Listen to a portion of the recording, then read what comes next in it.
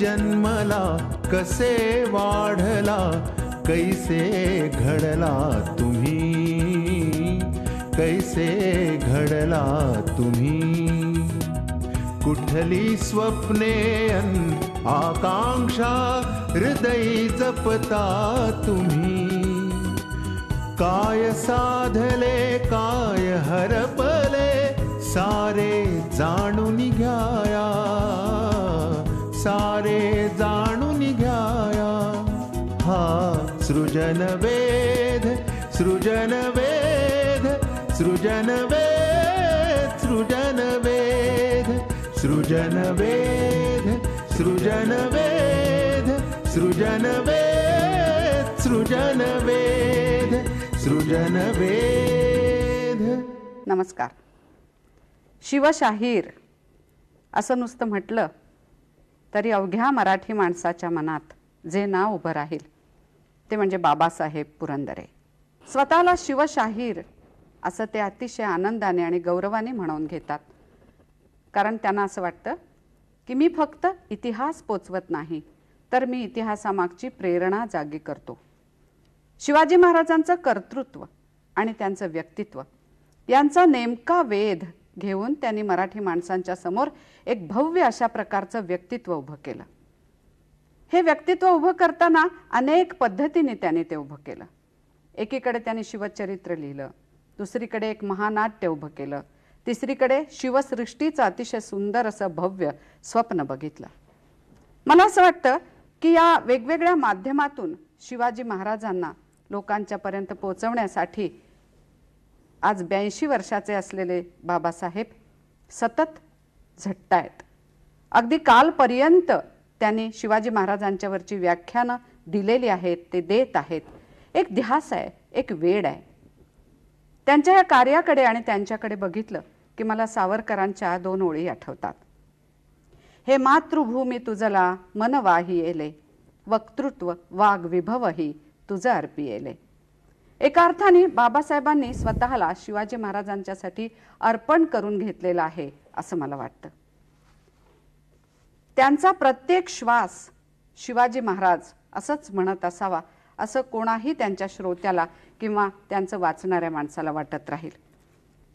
शिवाजी महाराजांच्या या अभ्यासाबरोबरच महाराष्ट्र संस्कृतीचा अतिशय सखोल अभ्यास त्यांनी केलाय. मी शाहीर आहे असं ते म्हणतात. त्याचं कारण असं की रुक्ष पद्धतीनं इतिहास माणसं वाचत नाहीत. माणसाचं कर्तृत्व पोचायला पाहिजे असेल आणि विशेषतः इतिहास काळ पोचायला पाहिजे असेल तर तो ललित सुंदर पद्धतीनंच लिहिला पाहिजे असं त्यांना वाटतं. आणि म्हणून लाखो लोकांनी त्यांनी लिहिलेलं शिवचरित्र वाचलं असेल. लाखो लोक आजही त्यांच्या अमोघ अशा वक्तृत्वामध्ये न्हावून निघत असतात आणि हजारो लोक त्यांची ही जाणता राजासारखी किंवा शिवसृष्टीसारखी स्वप्न पाहत असतात. ज्या इतिहासाचा ध्यास त्यांनी घेतला तशाच एका घराण्यामध्ये त्यांचा जन्म झाला. म्हणूनच त्यांच्या घराण्याचा थोडासा परिचय करून घ्यावा असं मला वाटतं. बाबासाहेब आपलं ऐतिहासिक घराणं थोडीशी एक झलक सांगा ना त्या घराण्याची. आता पाहायलाही मिळत नाहीत कारण ते सगळे संस्कार आणि त्या सगळ्या रीती. पुरंदरे घराण्याचा तसा इतिहास अगदी चांगल्या रीतीने किंवा बऱ्या रीतीने माहिती असलेला जरी गेल्या 300 वर्षाचा असला तरी त्याच्या पाठीमागे आणखीन परंपरा आहे. आमचं मूळचं आडनाव वाघ. बर. त्या वाघ ह्या आडनावाचं आम्ही आमच्या घरानं पुरंदर किल्ल्यावरती आलं. काही त्यावेळेच्या नोकरीत वगैरे असं, त्यामुळे आमचं आडनाव पुरंदरे पडलं. मला जर कोणी 10 कोटी रुपये द्यायचं कबूल केलं ना आडनाव बदलण्याबद्दल, मी कबूल नाही होणार. कारण त्याच्या पाठीमागे काही परंपरा आहे आणि पुरंदर किल्ल्याशी आमचं नातं अत्यंत जवळच आहे. बरोबर. आपल्या घराण्यामध्ये ज्या प्रकारचं वातावरण होतं त्याची एक थोडीशी झलक सांगता? तर ती तिने अनुभवली. आत्ताचा काळ तर वर्तमान काळ आहे, सगळं जग बदललेलं आहे. पण तरीसुद्धा अगदी माझ्या तरुणपणापर्यंत मी पाहिलं आहे, आमचे आई वडील असेपर्यंत त्या घरातल्या सगळ्या गोष्टी ह्या जुन्या पद्धतीने चालायच्या. कोणी पाहुणे आले तर त्यांचं स्वागत सुद्धा त्या पद्धतीने केलं जायचं. छत्रपती महाराज किंवा अशाच थोर मंडळी, संत म्हणा किंवा साधू सत्पुरुष, ते जर आले तर त्यांच्यापुढे पैठणीच्या किंवा शालूच्या, शेल्यांच्या अशा पायघड्या घातल्या जात असत. पण आमच्या आई ज्या वेळेला दसऱ्याच्या दिवशी त्या सगळ्या दागिने घालायच्या, तर त्यावेळेला असं वाटायचं की जणू काही ही महालक्ष्मीच आहे. सगळी समृद्ध होतं. ते आज तसं काही राहिलेलं नाहीये. परंतु त्या दागिन्यांच्या पेक्षा रीत रिवाज, खानदानी पद्धती या ज्या आमच्या घराण्यात सांभाळल्या गेल्या आणि आजही थोड्याफार तरी सांभाळल्या जातात, त्याचं श्रेय त्या इतिहासाला आहे, त्या परंपरेला आहे. त्या मी तर समजतो नावाला आहे, पुरंदरे. वा. मोठ्या वाड्यामध्ये खूप माणसं, हो, खूप आमच्या नोकर चाकर. हा, आमचं आता आमचे वाडे 2-3 होते, आजही तसे आहेतच ते. पण पर्वतीचा जो आमचा वाडा आहे त्या वाड्यामध्ये घरच्या माणसांच्या शिवायही इतर लोकांचा जो सहवास असायचा, वास्तव्य असायचं, त्या सगळ्यांची म्हणून संख्या जवळजवळ 75 पर्यंत असायची असे आमचे आई वडील आणि आमचे नातक वगैरे नेहमी सांगतात. खूप भांडी होती. 1000 लोकांचा स्वयंपाक एकाच वेळेला करता येईल आणि 1000 लोकांना एकाच वेळेला जेवायला बसवता येईल एवढं साहित्य घरामध्ये असायचं. म्हणजे चांगलं घरंदाज होतं. घरंदाज आणि समृद्ध घर. या समृद्ध घराण्यातून काही मन घडत जातात, काही इतिहासाचे आणि घराण्याचे संस्कार असतात. हो. अशी एखादी आठवण आपल्याला आठवते का की ज्याच्यामध्ये अगदी दिलदारी दिसते? कितीतरी. एकच सांगतो की आणि ती सुद्धा मी पाहिलेली नाहीये, कारण माझ्या वडिलांच्या अगदी रानत्या वयात घडलेली गोष्ट. बर. माझ्या वडिलांच्या आई, त्यांचं नाव तर राधाबाई साहेब, त्या आमच्या वाड्याच्या ओठीवरती, कारण इतर कामधाम त्यांना काहीच नाही, त्या तांदूळ निवडत होत्या. आणि माझे वडील त्यावेळेला लागले असे फार तर 1.5-2 वर्षाचे असतील. ते तसे पोटावर सरकत होते आणि तांदूळ विस्कडीत होते. चालला होता लहानपणचा दंगा. आणि एवढ्यात एक रामदासी दाराशी आला. काही श्लोक वगैरे म्हटला आणि भिक्षा मागितली. त्यावेळच्या पद्धतीप्रमाणे माझ्या आई उठल्या. आजी म्हणायचं आता, माझ्या वडिलांच्या आई ना त्या. आणि त्यांनी अशी मोठी ओंजळ त्या तांदूळातली अशी उचलली आणि ते ओंजळ बाहेर येऊन त्यांना वाढली, नमस्कार केला. तेही पण परत गेले आणि काही वेळाने ते परत आले अंगणामध्ये. आणि त्यांनी पुन्हा असं म्हटलं, आपल्या झोळीमध्ये हात घातला आणि त्यातनं एक चांगली टप्पोरी अंगठी त्यांनी बाहेर काढली आणि ती अशी धरली पुढे. आणि माझ्या आजी तिथं वरतीच होत्या ओठीवरती. त्यांना असं म्हटलं, माई, मगाशी आपण मला भिक्षा वाढली, त्यात हे अंगठी आली, हे आपली आहे, चुकून आली, हे मी परत देतोय, आपली आहे. आणि हेच पलीकडच्या डाव्या बाजूला माझे पंजोबा बसले होते, म्हणजे माझ्या आजीचे सासरे. महाभयंकर व्यक्ती होती ती. आता मी ते काही पाहिलेलं नाही, पण आपल्या परंपरेने ऐकण्यात आहे. आणि ते हळूच आपल्या गादीवरनं लोडाला टेकून बसलेले ते असे उठले आणि त्या सदरीच्या अशा दाराशी आले आणि ते तिथूनच असं म्हणाले त्या याचकाला, त्या रामदासी बोला, ते असं म्हणाले, काय म्हणालात? तर तो म्हणाला, नाही, माईंनी मला भिक्षा वाढली, त्याच्यामध्ये चुकून ही अंगठी आली सोन्याची आणि म्हणून ती परत द्यायला आलं. असं म्हणल्याबरोबर आमच्या आजी ते इतक्या घाबरल्या होत्या की त्या खांबाला टिकून उभ्याच होत्या. अंगठी कशी काय गेली? ते आमचे जे त्यावेळेला छोटे असलेले वडील ते जे खेळत होते, रांगत होते, त्यात त्यांनी आईच्या बोटातली अक्षरशः अंगठी ओढली. आईने खेळायला टाकली, चांगली टपोरी सोन्याची अंगठी. ती खेळता खेळता त्या तांदूळात गेली, त्यामुळे ती त्या भिक्षेबरोबर गेलेली होती. तेव्हा ती घाबरली होती माझी आजी. माझी पणजोबा म्हणजे माझ्या वडिलांचे आजोबा त्या ते त्या रामदासी याचकाला असं म्हणाले, चुकून नाही, पुरंदरेची माणसं मनापासून जे दान करायचं असतं ते करतात. ती अंगठी तुम्हालाच दिलेली आहे, घेऊन जाते, तुमच्याच करताय. हे ऐकलं आणि माझ्या आजींचा जीव भांड्यात काय परातीत पडला हे आपण वाचलो. बाबासाहेब, आपलं दातृत्व इतकं अफाट आहे की ते कुठून आलं असेल याची खूण आता अगदी सहज या छोट्याशा एका आठवणीमधनं देखील समजते. आपल्याला हा जो घराण्याचा अभिमान किंवा इतिहासाचा अभिमान, संस्कृतीचा अभिमान, ही सगळी दीक्षा कोणाकडनं मिळाली घराण्यामध्ये आपल्या?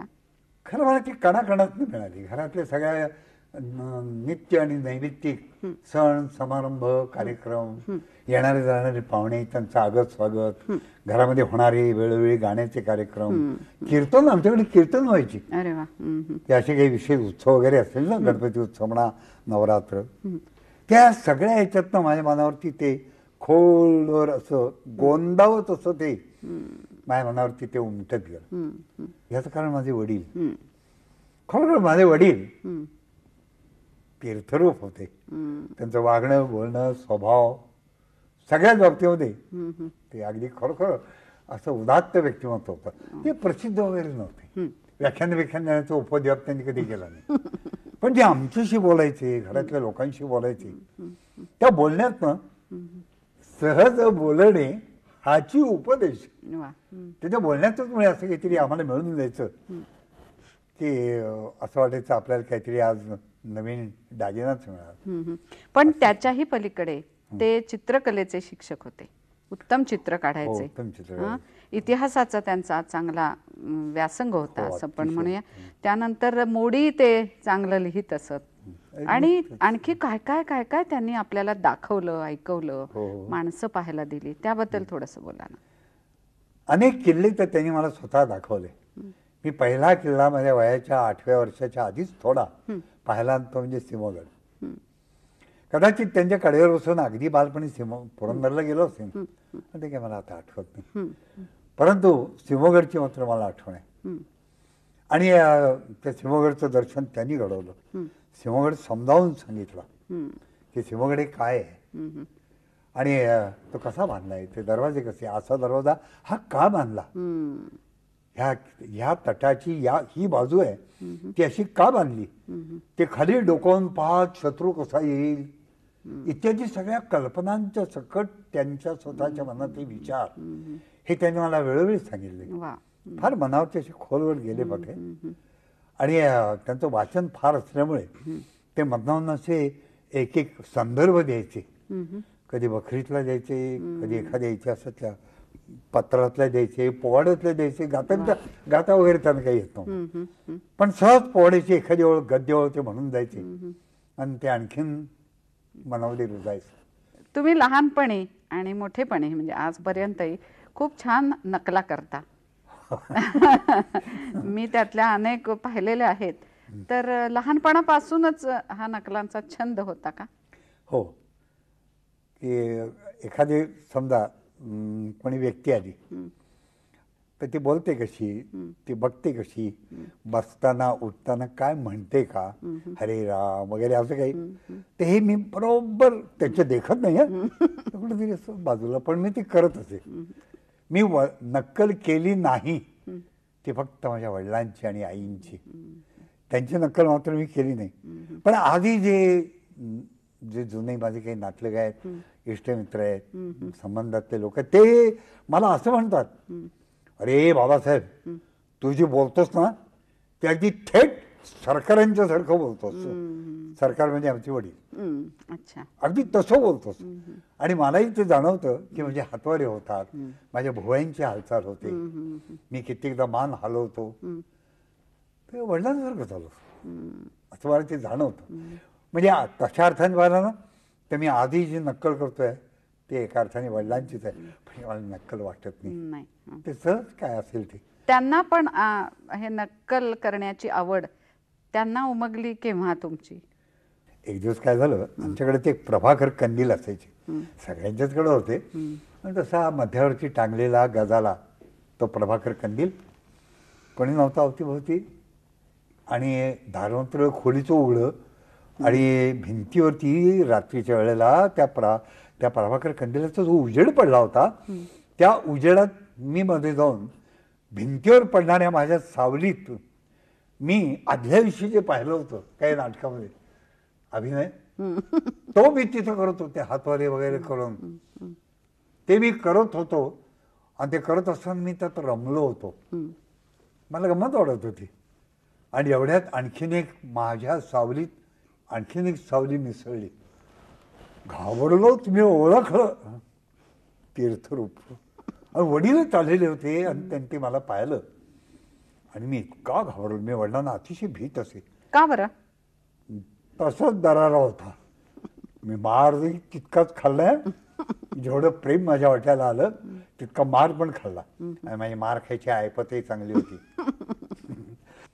आणि एवढ्यात ते एक पाऊल पुढे आले आणि त्यांचा निम्मा चेहरा मला त्या कंदिलाच्या प्रकाशात दिसायला लागला.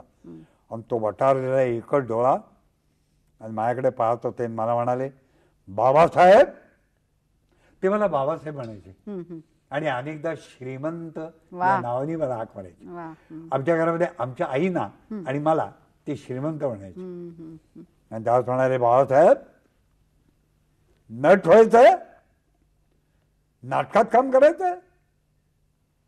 वा, पण मग केशवराव दात्यांच्या सारखे वा. मला अजूनही ते उमगलेलं नाही की त्यांनी केशवराव दात्यांच नाव का घेतलं. पण मग थोडं थोडं लक्षात आता येते असं येते की केशवराव दात्यांचा अभिनय, त्यांचा अभ्यास, त्यांचं कौशल्य, त्याच्यावरची त्यांची तपश्चर्या आणि त्यांचं वागणं बोलणं म्हणजे चारित्र्य, यामुळे त्यांनी बहुतेक केशवरावांचं नाव घेतलं असावं. पण मला ती आवड निर्माण झाली. पण लगेच मी काही नाटकात किंवा चित्रपटात तो सोडून द्या, कोण विचारतो तिथं आम्हाला. पण तो असं काही अभिनय वगैरे करण्याचं धाडस वडिलांच्या देखत. आणि शाळेमध्ये पण नाही केलं ना कधी? हा, एकदा केलं. आचार्य आत्र्यांच्या तेव्हा तो मोठा झाला होतो. आणि आचार्य आत्र्यांच्या मी उभा आहे त्या नावाचं एक त्यांचं नाटक आहे. त्यामध्ये भीमाशंकरची भूमिका मी केली. आणखीन एका व्यक्तीने, फार महान व्यक्तीने आपल्याला ह्या नकलेच्या निमित्ताने एक फार चांगला अशा प्रकारचा दृष्टिकोन दिला. हो, आणि ती व्यक्ती म्हणजे स्वातंत्र्यवीर सावरकर. नक्कल शिकवणारे किंवा नक्कल करायला थोडंफार मार्गदर्शनही करणारे गोपाळराव भोंडे म्हणून पुण्यामध्ये एक अतिशय थोर नकलाकार फार गाजले. आता वाईट एवढंच वाटतं की त्यांची फिल्म घेतलेली नाही, त्यांचे त्या नकलांचे फोटो उपलब्ध नाहीत. आम्हा लोकांना बरं का माणसं मरण पावल्यानंतर त्यांची जास्त आठवण होते. मग जी धावाधाव सुरू होते, पुतळे करा, चौकाला नाव द्या, असतात तोपर्यंत आम्ही त्यांची काही भूज ठेवत नाही. माझा मुद्दा असा की त्यांच्याकडनं काही मार्गदर्शन. पण सावरकरांची नक्कल मी करत असे. लहान होतो, आवाज पातळ होता आणि हुबेहूब तसं मी बोलायचं. आज मला तसं बोलता येणार नाही. हे असं असं सावरकर बोलायचे. आणि एक दिवस गणपतराव नलावडे या गायकवाडवाड्यामध्ये, त्या गायकवाडवाड्यामध्ये जसे त्यांचा मुक्काम होता, योगायोगाने मी होतो. आणि ते सावरकरांना असं म्हणाले, तात्या हा पोरगा तुमची हुबेहूब नक्कल करतो. हे सावरकरांनी ऐकलं आणि मी एका खांबाशी तिथे लांब उभा होतो त्यांच्यापासून. मी एक तिथल्या काम करणारा व्हॉलेंटियर म्हणून मी काम करत होतो. नाही तर कुठं संबंध यायचा एवढ्या मोठ्या माणसाची. आणि सावरकरांनी मला अशी हाक मांडली. अजून मला ते सगळं जाणवत आहे, आठवत आहे. आणि मला म्हणाले, इकडे मी काय मला झालंय ते मला आजही सांगता येत नाही. पण मी घाबरल्यासारखाच झालो होतो. मला जवळ बोलवलं आणि मला म्हणाले, कर बरं ते काय करतोस ते. आणि मी माझ्या इथून असा घाम आला होता, घाम इतका मी बिचकलो होतो, घाबरलो होतो. सावरकरांची नक्कल आणि त्यांच्या देखत. पण मी त्यांचा एक पाठ असलेला 1 मिनिटात 1.5 मिनिटाचा उतारा मी त्यांच्या शैलीने तो चष्मा सावरत वगैरे मी असा बोलून दाखवला. आणि तिथे बसलेली इतरही काही 4 मंडळी होती, त्यांचेही शब्द माझ्या कानावर पडले. वा वा, छान, असं वाटतंय त्याच्याच बोलतायत. मलाही त्यावेळेला बरं वाटलं, पण घाबरलेलो होतो. छाती दरदर दरदर करत होती. मी एक शाळकरी पोरगा आणि सावरकरांच्या सारखा एवढा मोठा मनुष्य. त्यांनी मला आणखीन जवळ बोलवलं. मी जवळ गेलो, त्यांनी आपला हात माझ्या पाठीवरती ठेवला आणि मला म्हणाले, छान, फार उत्तम, पण आयुष्यभर केवळ लोकांच्या नकलाच करू नकोस, स्वतःचं काही असू दे. आणि त्या दिवसापासून मी नकला करणं हा प्रकार मी जवळजवळ बंद केला. आता निमित्ताने कधी एखाद्या मजा करतो काही, पण तो मी त्यात म्हणजे फार बोललो नाही. पण नकला करणं जरी सोडलं ना तरी सुद्धा नाट्य जे आहे त्यातलं ते आपल्या व्याख्यानांच्या मध्ये पुरेपूर असतं आणि त्याच्यामुळेच खरं म्हणजे आपलं ते सगळं इतिहास कथन अधिक सुंदर होतं. आपण ह्या सगळ्या नाट्यमयतेकडनं आपल्या इतिहासाच्या अभ्यासाकडे जर वळलो तर त्याचा ध्यास लहानपणापासूनच कुठेतरी होता हे आपल्याला दिसलं. ऐतिहासिक कादंबऱ्या त्या कालखंडात ज्या लिहिल्या जात होत्या, हरिनारायण आपट्यांच्या, नाथ माधवांच्या, त्या वाचल्या गेल्या होत्या का? त्याचं कितपत आवड लागली होती? खूप आवडलं. म्हणजे सगळ्यात आवडती आजची ती कादंबरी मला माहिती आहे. त्या कादंबरीतली पात्र, कादंबरीतल्या काही काय बरेच प्रसंग हे काल्पनिक आहेत. आता मला थोडी तरी इतिहासाची म्हणजे शास्त्रीय इतिहासाची थोडी का होईना पण दृष्टी नक्की आहे. त्यामुळे मला लक्षात येते की ती कादंबरी आहे, ते काल्पनिक आहे, तो इतिहास नाही आहे. तरी इतिहासाचं प्रातिनिधिक चित्र, त्या कालखंडाचं चित्र जे हरिनारायण आपट्यांनी जे लिहिलं, उमटवलं, त्याचा जो ठसा मनावरती आहे ना, तो आजही मला भारावून टाकतो. अनेक वाचलं, पण मला आणखीन एक छंद लागला तेव्हापासून. एक तर शिवाजी महाराजांच्यावरती मनापासून मी त्याला काय होतं म्हणून मी भक्ती हा शब्द मला वाटतं जरा अपुरा पडेल माझ्या बाबतीत, माझ्या पुरता. प्रेम, नितांत प्रेम, नितांत आवड ती माझ्या मनामध्ये इतकी भिमली की शिवाजी महाराज हे माझं एका अर्थाने आई वडिलांचे इतकंच माझं दैवतही बनलं. आणि त्यांच्याबद्दलची कागदपत्र ज्या पुस्तकात छापली गेलेली आहेत ना, ते राजवाड्यांचे खंड आणि ते अगदी पोथी निष्ठेने मी वाचत होतो. मला काही कळत नव्हतं. कसं कळणार? हे आपण कुठे वाचत होतात? आपल्या घरामध्ये की इतिहास संशोधक मंडळामध्ये? नाही, वडील वाचायचे ना, हा, तर त्यामुळे ते वाचायचं. आणि मला काही कळत नव्हतं तरी ते पोथी निष्ठा तसं मी ते वाचत होतो. मग हळूहळू वडिलांचे ते लक्षात आलं. मग वडील मला ते काही त्यातले शब्द अर्थ समजावून सांगायला लागले आणि मग त्यातलं बरंचसं मला कळायला लागलं. सगळंच्या सगळं कळलं असं नाही म्हणता येणार, पण ते सगळं अधिक कळायला लागलं ते मला वाटतं इतिहास संशोधक मंडळात जायला लागल्यानंतर. गह खरे प्राध्यापक गणेश हरी खरे हे माझं आणखीन एक दैवत. केवढा विद्वान पंडित हो, 52 पुस्तकं लिहिली त्यांनी आणि अनेक त्यांची व्याख्यानं वगैरे तिने ऐकली. तसे ते फार ड्राय होते, इतिहास संशोधकच होते. पण मी इतिहास कलाकार आहे. पण तो त्यांच्यापासून जे धन मिळालं ना अभ्यासाचं, ज्ञानाचं, काय प्रश्नच नाही. त्याचा उपयोग आपल्याला लेखनासाठी झाला. फार फार. आणि मला असं वाटतं की आपलं लेखन तिथपासूनच थोडं थोडं थोडं सुरू झालं. ध्यास लागला शिवाजी महाराजांच्या चरित्राचा वेध घेण्याचा आणि तिथून मग काही नवं नवं सापडत गेलं त्या कागदपत्रांच्या मधून. आणि मग इतिहासाच्या मार्गानं कुठेही इतिहासाशी गल्लत न करता आपण अतिशय सुंदर अशा ललित सुंदर भाषेमध्ये शिवाजी महाराजांचं चरित्र. नाही, मी ते ओळखलं. मला असं वाटायला लागलं कित्येक गोष्टी त्या कागदपत्रात आता बंधांना उल्लेख येतात, नसतं जातात, जे जीवनच आहे त्यावेळेस. तर ते वाचत असताना असं वाटायला लागलं की केवढी विलक्षण गोष्ट आहे ही, लोकांना का माहित नाही, लोकांच्या मध्ये ही पोचली पाहिजे. म्हणून मग मी ते त्यातलं रहस्य म्हणा, त्यातलं नाट्य म्हणा, त्यातलं काव्य म्हणा, ते मी एका बाजूनी कथाकथनाच्या रूपानं तर दुसऱ्या बाजूनी लेखनाच्या रूपानं मग मी ते लोकांच्या पुढं प्रयत्न केला. आता आपल्याला किती, आता कोणीकडे सावरकर, कोणीकडे माडगुळकर, कोणीकडे राजवाडे, कुठं मोठी माणसं आहे. ते माझा म्हणजे ते एक खेळ होता, पण करत होतो. आपला विनय हा सगळ्यांना परिचित आहे. पण मला असं वाटतं की मी खरं बोलतोय, देवा शपथ खरं सांगेन. पण आपला लेखनाचा आरंभ जो झाला तो या कथा लेखनातून झाला. आपल्या पहिल्या पुस्तकाबद्दल आपण सांगा ना, कारण शिवचरित्र प्रचंड प्रमाणामध्ये लोकांना ठाऊक आहे, पण त्या सगळ्या बाकी तपशिलाकडे जरी आपल्याला नाही जायला मिळालं तरी पहिल्या पुस्तकाबद्दल सांगा. मी पहिल्यांदा त्यावेळी कागदपत्र वाचत होतो, त्यातनं काही काही अशा गोष्टी सापडायला लागल्या. उदाहरणार्थ राजवाड्यांच्या मराठ्यांच्या इतिहासाची साधने या 20व्या खंडामध्ये मला एक नोंद मिळाली की उरसळ घराण्याच्या बद्दल एक नोंद आहे. ती आपल्याला सगळं काही नको, पण त्याच्यामध्ये एक नोंद अशी आहे, उरी सळ राहिले म्हणून उरसळ आडनाव पडले असं लिहिलं. याचा अर्थ असा की कुठेतरी लढाईमध्ये बाण लागला त्या घराण्यातल्या योद्ध्याला आणि ते जे बाणाचं टोक असतं ना ते उरातच राहिलं. वास्तविक त्यांचं मूळचं आडनाव जाधव आणि ते राहिल्यामुळे त्यांचं आडनाव उरसळ असं पडलं.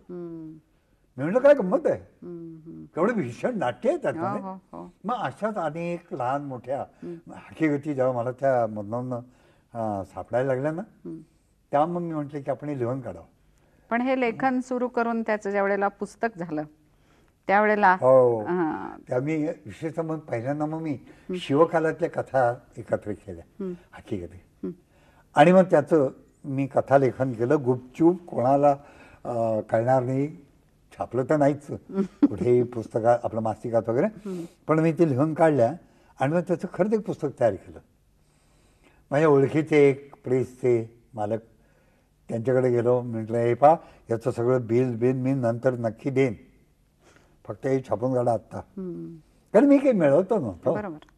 म्हटलं असतं तर वडिलांनी मला पटकन खिशात काढून पैसे दिले असते, पण माझं सस्पेन्स होता ना तो, म्हणून मी त्याचं एक पुस्तक तयार केलं. त्या पुस्तकाला नाव दिलं ठिणग्या किंवा जाच्या ठिणग्या वगैरे, आणि असं लहानचं पुस्तक 96 पानाचं.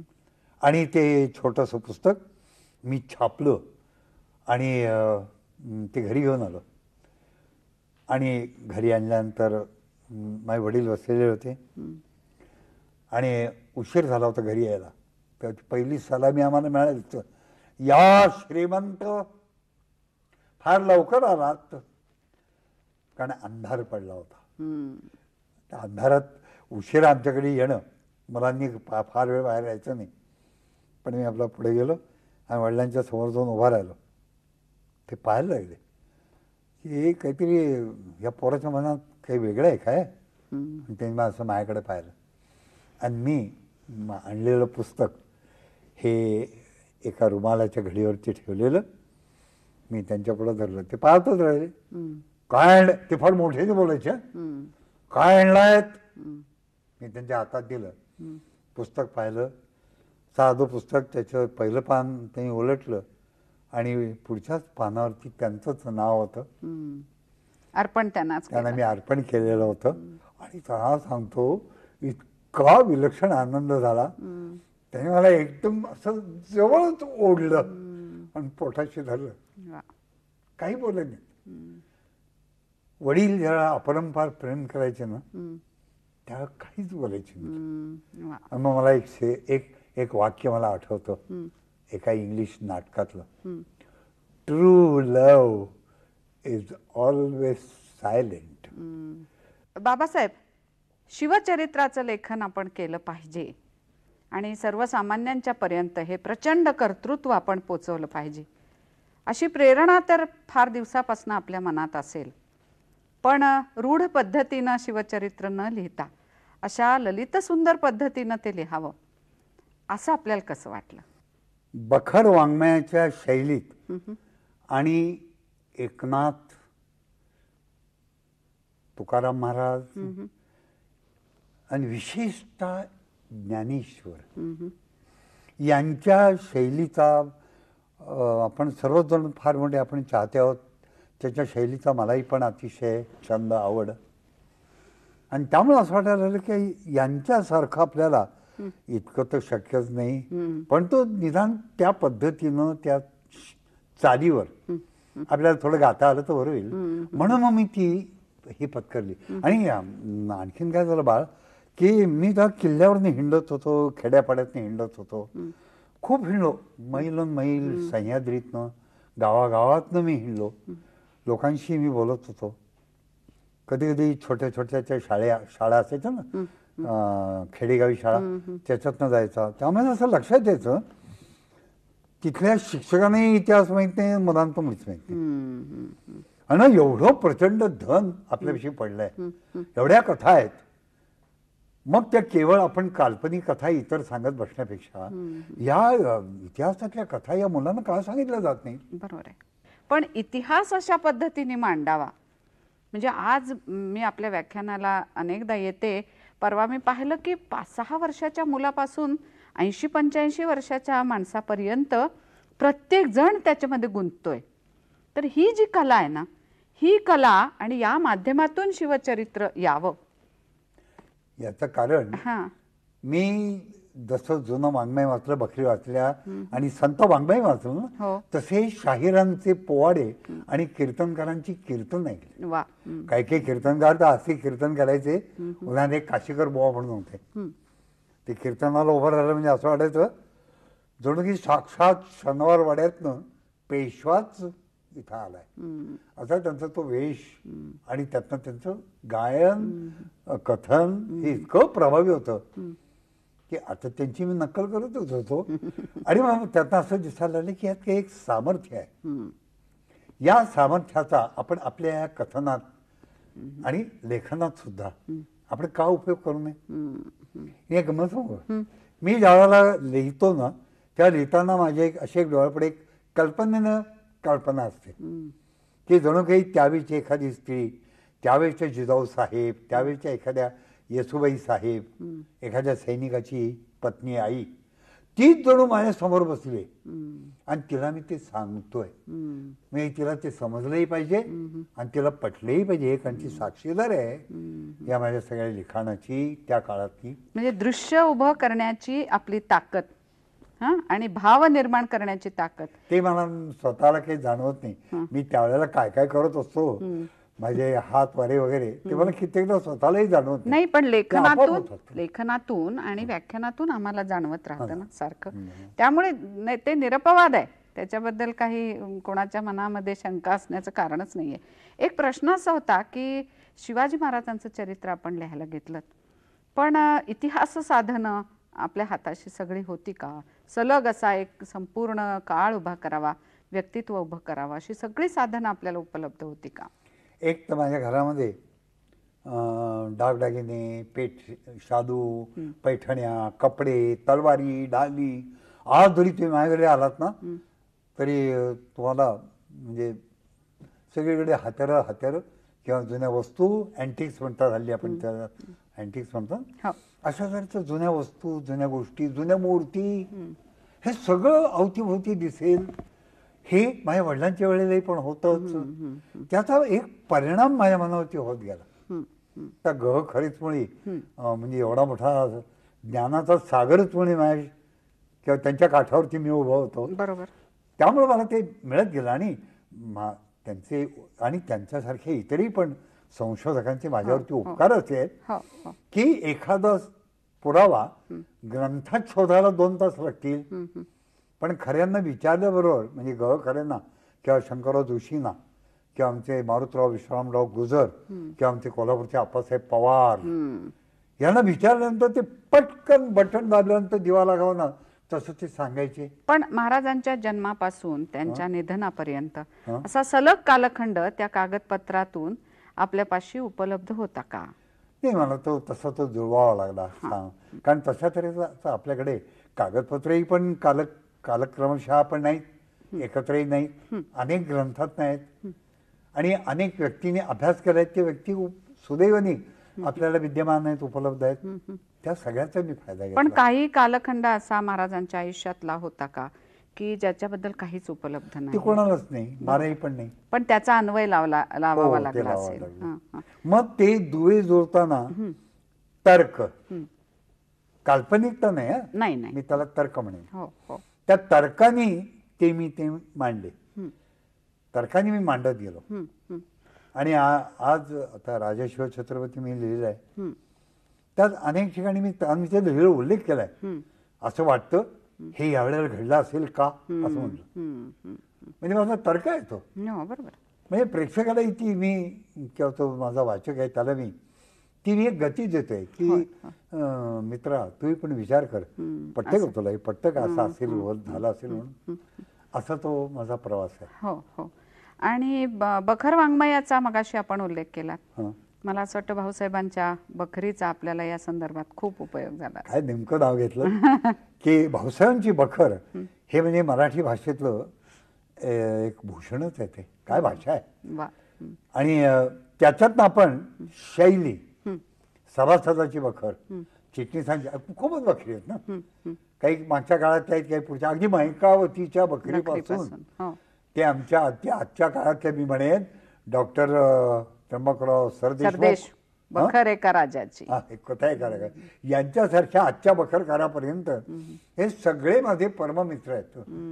किंवा गुरु पण आहेत की त्यांच्यापासून मी घेतलं. त्यांनी मला हे सर्व दिलं असं मी समजतो. आणि मला असं वाटतं शिवचरित्राचं यश आपल्या प्रयत्नांच्या मध्ये, अभ्यासामध्ये, लालित्यामध्ये आणि त्यातल्या चित्रांच्या मध्ये पण आहे. काय अप्रतिम चित्र आहेत त्याच्यामध्ये. दलालांना मी ही चित्र काढायची विनंती केली, त्यांची मान्य केली. दलाल बरं का, त्यांचा एक गळ्यातनं जरा थोडासा आवाज वेगळा यायचा. म्हणजे आपण आता कसं मोकळं बोलतोय, तर त्यांचा एक नैसर्गिक काहीतरी थोडासा गळ्यामध्ये थोडा दोष होता, काहीतरी दुखणं असावं. त्यावेळी जर बोलायला लागलो आम्ही, तर त्यांना म्हटलं नमस्कार, तर ते म्हणते नमस्कार, या केव्हा आलात, असं ते बोलायचे. पण मला ते फार आवडायचं. आणि मग ते मला म्हणायचे आता काय, मग मी चित्राची कल्पना मी त्यांना द्यायचं. आणि मग ते चित्रात जे मला अभिप्रेत आहे ना, हवं आहे ना, ते मी त्यांना त्यांच्या समोर एखाद्या नाटकासारखं, नटासारखं मी ते करून दाखवायचं. ते मी करून जे दाखवायचं ना, ते पटकन त्याचं स्केच तयार करायचे आणि मग त्याचं फायनल चित्र तयार करायचं. एकदा असं झालं की मी त्यांना करून दाखवत होतो, काहीतरी असा अभिनय करत होतो त्या चित्रातल्या कल्पनेचा, आणि ते करत होते. आता 1 मिनिट 2-3 मिनिटं झाली तरी ते काही बोलत ना. मी म्हटलं काय झालं, त्या मी त्यांना म्हटलं झालं का, संपलं. तेव्हा ते म्हणाले संपलं, पण तुम्हाला एक विचारतो, जमेल का तुम्हाला, तुम्ही आमच्या एका नाटकामध्ये एखादी भूमिका कराल का. मग गमत वाटली. मी म्हटलं नाही मला नाही जमणार नाही. पण कारण मी इतिहासाच्याच कडे सर्वस्व हे केलं होतं. पण दलालांचं श्रेय म्हणून माझं एक पुस्तक मी दलालांना अर्पण केलंय. मी त्यांना एकदा म्हटलं होतं की संपूर्ण सर्व चित्र रंगीत, आणि अशी युरोप अमेरिकेमध्ये मी खूप अशी पुस्तकं पाहिली चित्रमय, इतिहासाची. अहो इतकंच नाही, गणिताची पुस्तकं मी चित्रमय पाहिली, त्या मी थकत झालो. मग बाकीचे विषय तर ललित विषय आहेत. बाळासाहेब, शिवचरित्राला प्रचंड प्रतिसाद मिळाला, लाखो प्रती त्याच्या खपलेल्या आहेत. पण मला असं विचारायचं आहे की ज्या वेळेला शिवचरित्र आलं त्यावेळेला जो काही प्रतिसाद मिळाला अगदी आरंभी, तर त्याच्याबद्दल जर थोडेसे सांगितलेत अनुभव. काय झालंय, आपल्याला इतकी उत्तम स्मरणशक्ती आहे की मला सारखं एखादा अनुभव किंवा थोडंसं असं म्हणावं लागतंय. ती जगदंबेची कृपा आहे.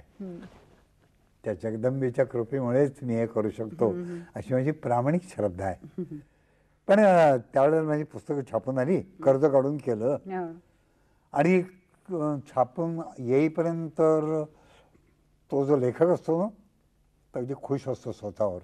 पण ते गठ्ठे घरी येऊन पडले ना, म्हणजे मग त्याचं काय करायचं, कोण विकत घेणार. जर त्यांनी स्वतः प्रकाशित केलं असेल तर त्याला ती चिंता असते. माझं तसंच होतं. पण ते घरी आले आणि एक दिवस मला एक पत्र आलं, आणि पत्र होतं माननीय यशवंतराव चव्हाण यांचं.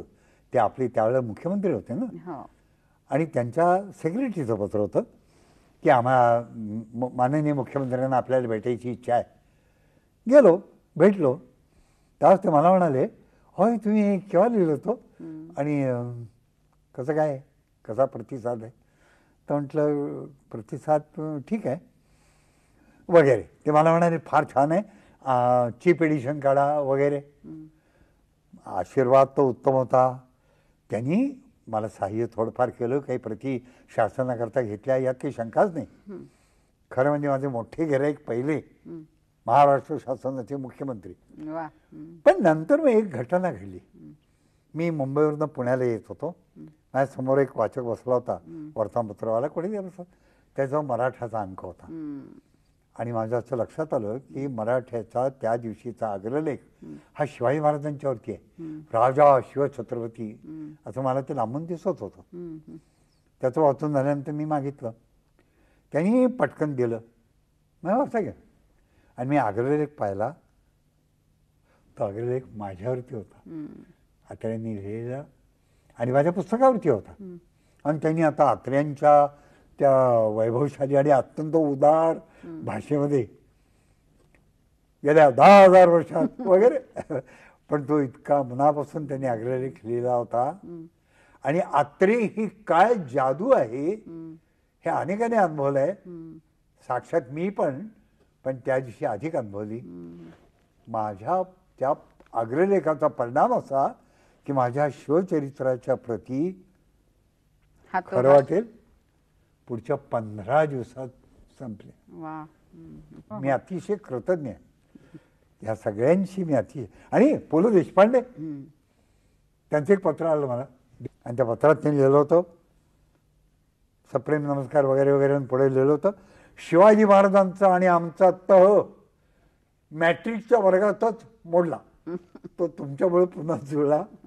आणि शाळेतल्या शिक्षकांनी इतिहासाची आमच्या वर्गात फक्त चालूच काढली. म्हणजे यावर्षी हे झालं 1635 असंच काढलं, पण तुम्ही मात्र आतला जो जीव आहे तो आमच्या लक्षात आणून दिला. मला फार बरं वाटलं. ह्या तुम्हाला सांगायला माझंच बद्दल मी कसं काय बोलू. नाही, जे खरं आहे आणि जे लोकांनी कबूल केलंय उघडपणाने ते बोललंच पाहिजे. आपला एक असा विचार आहे की जो आपल्या लेखनामागे दिसतो की उत्तम माणसाचं चरित्र हे प्रतिभावंतानेच लिहिलं पाहिजे, किंवा त्याच्या काळावरती प्रतिभावंताचीच मुद्रा उमटली पाहिजे. तर या संबंधी असे काही प्रयत्न मराठी भाषेमध्ये जे झाले त्याची काही आपल्याला नोंद घेता येईल. एक दिवस मी आणि आप्पासाहेब दांडेकर आणि माझे मित्र नागपूरला असतात, प्रकाशक आहेत, त्यांचं नाव राजाभाऊ कुलकर्णी, हे असे आम्ही तिघही जण पायी पायी पन्हाळगडावरनं विशाळगडाकडे गेलो. पावनखिंड वगैरे तासन तास आम्ही चालतच होतो, कारण अंतर खूप मोठं आहे. ते बोलत असताना मी आप्पासाहेबांशी बोलत होतो. मी असं म्हटलं, गोनी दांडेकर हे तुमचे तीर्थरूप, तर त्यांचा माझा मोठ्या धाकट्या भावासारखा नातेसंबंध. तर मी त्यांना असं म्हटलं आप्पासाहेब, इतिहासाचे 2 अंग मला दिसतात. एक म्हणजे इतिहासाचा अभ्यास की जो राजवाड्यांनी केला, शेजवलकरांनी केला, खऱ्यांनी केला, तसा अभ्यास करणारी आहेत अभ्यासू मंडळी. त्या इतिहासाच्या अभ्यासाच्या जोडीने इतिहासाचा उपयोग झाला पाहिजे, आणि तो जास्तीत जास्त प्रभावी रीतीने पण सत्याला साक्ष ठेवून आपल्या प्रतिभेतनं तो व्यक्त केला पाहिजे. तो आप्पासाहेब कुणीतरी केला पाहिजे असं इतकं मी म्हणत होतो. पावलं पडत होती मैल अन मैल, आम्ही जणू काही घोटात गिळत होतो, पुढे चाललो होतो. आणि शेवटी पावनखिंडीपाशी जेव्हा जाऊन पोचलो त्यावेळेला आमची आम्ही काही फुलं आणली होती बरोबर, ती त्या खिंडीमध्ये आम्ही उधळली, बाजीप्रभूंची ती खिंड. आणि त्यावेळेला ते असं म्हणाले, ते केवढा इतिहास तिथं घडलाय, केवढी पवित्र भूमी आहे. त्यावेळी मी म्हटलं, आप्पासाहेब, मग या पवित्र भूमीच्याच साक्षीनं मी तुमच्याविषयी एक वचन मागतोय, त्याच साक्षीने तुम्ही मला वचन द्याल का? म्हणजे काय? म्हटलं, जे आपण बोलत होतो आता तासन तासन मैल अन मैल, ते इतिहासाचा कलात्मक आविष्कार मग तो तुम्ही कादंबरीत करा, तुम्ही कथेत करा, पण तो आविष्कार आपण करावा अशी जी इच्छा आहे ते नक्की तुमची ताकद आहे. जिजाऊ साहेबांच्या महापवित्र अशा त्या आईपणावरती आपण लिहाल, वचन द्या. आणि माझ्याजवळ काही फुलं होती आणि ती फुलं त्यांनी स्वतःच्या हातात घेतली आणि त्या खिंडीत टाकत ठेवणारे दिलं, वचन दिलं मी करणार करीन, आणि त्यांनी पुढे ते केलं सुद्धा. ते मुळातलं त्यांचं स्वप्न होतं, त्यांचं आणि तुमचं स्वप्न एकत्र आलं आणि कादंबरी मे शिवकाळावरच्या 5 कादंबऱ्या त्यांनी लिहिल्या. म्हणजे एका अर्थानं तुम्हा दोघांचा हा सहप्रवास, मला तर ही घटना महत्वाची वाटते, कारण महाराष्ट्रातल्या 2 इतिहासावरती प्रेम करणाऱ्या जाणकार माणसांचं हे स्वप्न अशा अर्थाने पुरं झालं. बाळासाहेब, शिवसृष्टीचं एक मोठं स्वप्न आपण पाहिलं. मी अनेक राजवाडे पाहिलेत, किल्ले पाहिलेले, देवळं, मंदिरं, मशिदी, दर्गे, विहिरी, नद्यांचे घाट, हे सगळं पाहिल्यानंतर असं वाटतं की त्यावेळेला जिथं जिथं काही शिवाजी महाराजांचा संबंध आला, ती जी ठिकाणं आहेत ती काही प्रत्येकाला जाऊन पाहता येणं शक्य नाही. हे सगळ्या घटनांचं आणि त्या स्थळांचं दर्शन हे आपल्याला एखाद्या ठिकाणी घडवता येईल का? सूत्रबद्ध, त्यालाच मी नाव देतो मनातल्या मनात शिवसृष्टी. तर ते करता येईल का? तसं आम्ही एक प्रदर्शन भरवलं मुंबईला शिवाजी उद्यान मैदानावरती 1974 साली. शिवाजी महाराजांच्या राज्याभिषेकाला 300 वर्ष पूर्ण झाली होती ना, त्या निमित्ताने आम्ही ते प्रदर्शन घडवलं आणि मग ते कायम स्वरूपामध्ये अधिक प्रगल्भ, अधिक सुंदर असं ते करावं अशी कल्पना मनामध्ये आली. हे आपले दामोदरराव केंकरे आहेत ना, तर त्यांची मदत घेऊन आम्ही तिथे एक शिवसृष्टीमध्ये एक राज्याभिषेकाचा एक 15-20 मिनिटाचा प्रयोग, नाट्यमय प्रयोग असा करून दाखवला. त्याच्यामध्ये 50-60 कलाकार होते आणि त्यातमध्येच किल्ले, नाना तऱ्हेचे प्रसंग, घटना, फोटो, चित्र, ज्याला प्रकाश चित्र म्हणतात हल्ली, हत्यारं, शस्त्र होती, मूर्ती होत्या, कागदपत्र होती, सगळं मांडलं. प्रदर्शन लोकांना आवडलं असं दिसलं, पण एक कायम स्वरूपामध्ये करावं अशी पण मनामध्ये कल्पना आली. आता तिला आकार येतोय. पण या स्वप्नातनं एक पुढलं फार भव्य स्वप्न साकार झालं आपलं जाणता राजा. हो, जाणता राजाची कल्पना मला जी आली ना, ती काही कल्पनाच नाही. मंडई आहे ना आपली पुण्याची मंडई, या पुण्याच्या मंडईमध्ये जुन्या काळी दुपारच्या वेळेला असे खेडेगावी शाहीर गरीब बिचारे असा एक फडकं पसरायचे आणि पोवाडा म्हणायला उभा राहायचे कानावर हात ठेवून. ते पोवाडे ऐकायला वडील मला घेऊन जायचे, त्यावरती चित्र डोळ्यापुढे यायचं आणि तो शाहीर माझ्या डोळ्यापुढे आहे. म्हणून आज जाणता राजाचा जो शाहीर आहे ना, तो पुण्याच्या मंडईत जन्माला आलाय असं मी म्हणेन की तो शाहीर आमच्या आज जाणता राजाचाही पण नायक आहे किंवा मुख्य सूत्रचालक आहे. फार फार अप्रतिम उपयोग त्याचा करून घेतलेला आहे. पण मला असं वाटतं 200 लोकांचं हे महानाट्य हे उभं करायचं हे आपल्याला इटलीमध्ये सुचलं. हो, इटलीमध्ये मी गेलो होतो आणि तिथे मी एक नाटक पाहिलं. 500 कलाकार होते आणि अगदी काय आजचे जाणता राजाचं जे रूप आहे ना, तेच त्यांचं इटालियन भाषेमधलं एक प्रेमकथेचा ऐतिहासिक रूप. फक्त विषय वेगळा, बाकी खरं म्हणजे आम्ही त्यांची नक्कल करतोय असं मुकाट्याने कबूल केलं पाहिजे. आणि काही तर वावगं नाहीये, काय काय सांगायला नाही, आपल्या पद्धतीने आपल्या रूपात ते सगळं उभं केलेलं आहे. यात काही वाद नाही. पण तुझी कल्पना तिथून आली हे पण खरं आहे. आनंद झाला या महाराष्ट्राच्या भूमीला. राज्याभिषेक म्हणजे राजाचं भूमीशी लग्नच. या भूमीचं शिवाजी राजाशी लग्न ठरलं.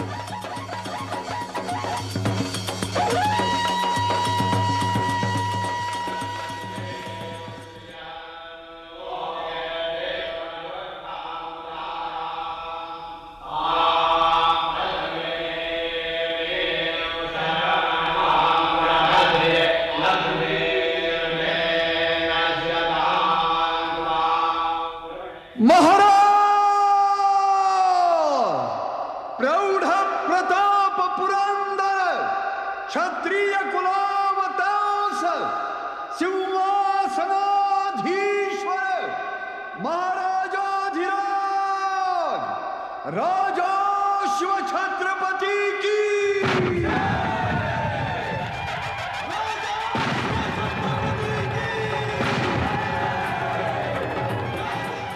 पण हे सगळं श्रेय शेवटी सांगू का, पण तो त्याच्यामध्ये जे कलाकार काम करतात ना, ते त्याला इंग्लिशमध्ये डिव्होशन म्हणतात ना, ती डिव्होशन त्यांच्यात आहे.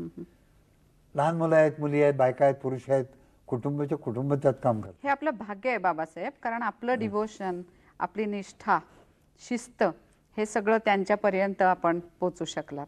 खरोखरच एक नोंद घेतलीच पाहिजे अशा प्रकारची गोष्ट आहे. याच्यातनंच मला एक आठवतं असं की कितीतरी सोबती या कालखंडामध्ये आपल्याला लाभले. ते शिवचरित्रामुळे असतील किंवा आपल्या निष्ठे, कार्यावरच्या निष्ठेमुळे असतील, पण हा झपाटलेला माणूस आहे आणि या झपाटलेल्या माणसाला आपण प्रेम दिलं पाहिजे, त्याला मदत केली पाहिजे. आणि एक अलौकिक कर्तृत्ववान अशा माणसांची सुद्धा आपल्याला फार चांगली मैत्री लाभली. शिवाजीराव भोसले, पु ल हो, देशपांडे, या लोकांतर अटल आशीर्वाद बिहारी किंवा राशम वाळिंबे, हा, आता ते विद्यमान नाहीत. त्याच्यानंतर शंतनुराव किर्लोस्कर, पु ल देशपांडे, वसंतदादा पाटील, वसंतदादा पाटील, साताऱ्याच्या मासाहेब मासाहेब आमच्या पाठीशी कल्पवृक्षासारख्या अखेरच्या दिवसापर्यंत उभ्या राहिल्या. त्या जर पाठीशी नसत्या ना, तर मी कदाचित लोळापांगळा राहिलो असतो. जे बळ आलं ते छत्रपती राजमाता सुमित्रा राजे भोसले यांच्यामुळे बळ आलं. कौटुंबिक पातळीवरती हे जे सगळं काम आहे, या सगळ्या कामाशी अनुरूप असं काम चालू असतं. आमच्या घरातले सगळे लोक संसारापेक्षा कुठल्या ना कुठल्या तरी सामाजिक कामातच बुडलेले आहेत. खरं वाटेल का, आम्ही सगळे एकत्र आल्याचा वर्षातनं एखादाही दिवस जरी आम्हाला लाभला ना, तरी आम्हाला आनंद होतो.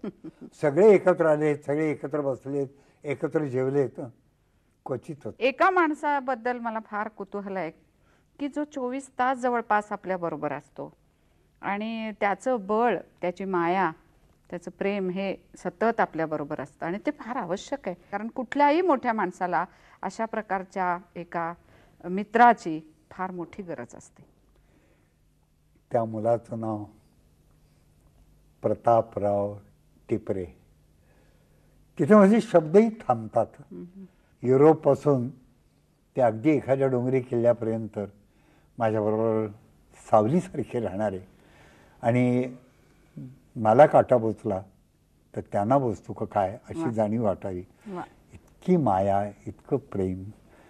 बाबासाहेब, सगळा हा आलेख थोडक्यात जरी बघितला तरी फार मोठे एक समाधान आपल्या आयुष्यामध्ये आहे. काही गोष्टी करायच्या राहिल्या आहेत, पण ती करायची अजून उमेद आहे. तर आता या टप्प्यावरती आपल्याला काय वाटतं? खूप राहिलंय करायचं. मनोमन आपण म्हणत असतो की मला दीर्घायुष्य दे, किंवा इतरही आपल्याबद्दल प्रार्थना करतात. आपल्या हातात नसतं ते. मलाही माहीत नाही माझं आयुष्य किती राहिलं आहे, पण आपल्याला समजतं ना, त्या आयुष्याचं माहीत नाही, पण काम करण्याची ताकद किती राहिली आहे. तेव्हा शेवटी मी खांद्यावरती हात ठेवतो त्या माझ्या सहकाऱ्यांच्या. आपल्या तुळजा भवानीपाशी आपलं आता काय मागणं असेल? माझ्या सहकार्यांना खूप सामर्थ्य दे, खूप प्रतिभा दे, शक्ती दे. माझं काही आणखीन आयुष्य असेल ना उरलेलं, ते सुद्धा त्यांनाच द्यावं. बाबासाहेब, आपले सगळे संकल्प पुरे व्हावेत, आपल्याला पाहिजे तसे पुरे व्हावेत, आणि महाराष्ट्र जसा व्हावा असं आपल्याला वाटतं तसा तो व्हावा, अशा मी शुभेच्छा देते. उदयोस्तु जगदंब, उदयोस्तु.